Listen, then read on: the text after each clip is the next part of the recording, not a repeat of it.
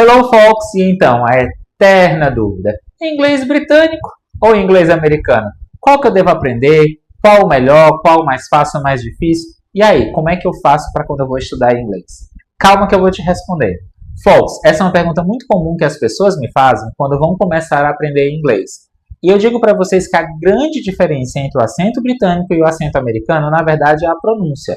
Então você vai ter realmente alguns sons que em inglês britânico ele é pronunciado diferente do inglês americano. Uma das palavras mais comuns que a gente vê por aí em relação a isso é a palavra que é equivalente à água em inglês, que em britânico você fala water e em inglês americano você vai falar water. E a pronúncia do R, que em inglês britânico, em vários casos, você não pronuncia o R diretamente, você só alonga a vogal. Por exemplo, na palavra water, você não pronuncia o R final, você só alonga o A no final. Esse E, né, o som do E.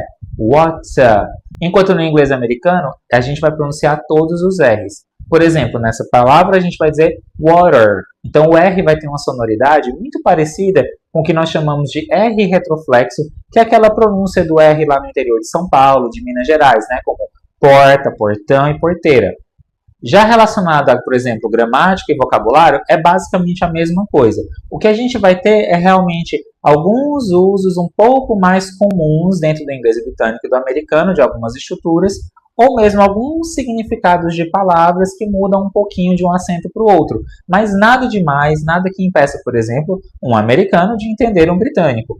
É bem diferente, por exemplo, do português do Brasil e o português de Portugal, que algumas pessoas me perguntam: Maicon, a diferença é a mesma? Não, não é. Realmente, quando a gente compara os dois idiomas, a gente faz essa diferença de britânico, inglês britânico e português de Portugal, inglês americano, português do Brasil, a diferença entre o português de Portugal e o português do Brasil são bem diferentes mesmo. A gente tem muito mais dificuldade de entender um português falando, assim como também portugueses têm dificuldade de nos entender falando.